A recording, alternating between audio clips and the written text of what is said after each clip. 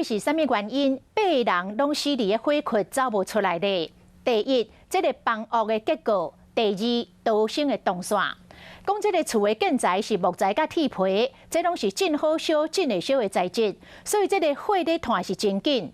过来，因为当时4个囡仔拢伫咧同一间房间伫耍，这个火一烧起来。 大人拢走入去房间仔底要来救囡仔，翻头要搁走出来的时阵，这个大火已经烧到轰轰叫，根本就是烧到断路了，根本无法度走落楼骹咯。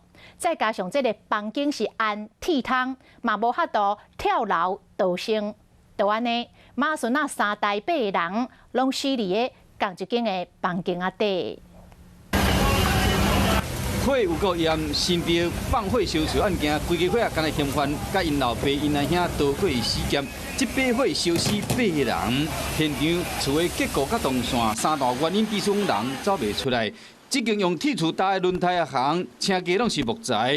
汽油一个倒火炭了真紧，为1楼的车行炭到2楼的徛架，位在现场平面图会使看到讲。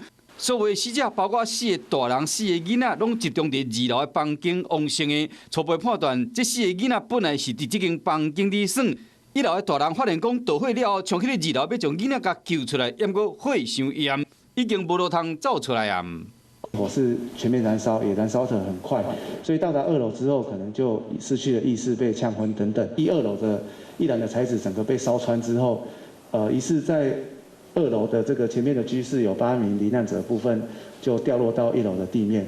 这间铁厝起的车行，唔啦加速温度升悬，最后死者集中的房间窗门各拢有斗铁窗。这危险的是，想要跳窗门逃生嘛无机会。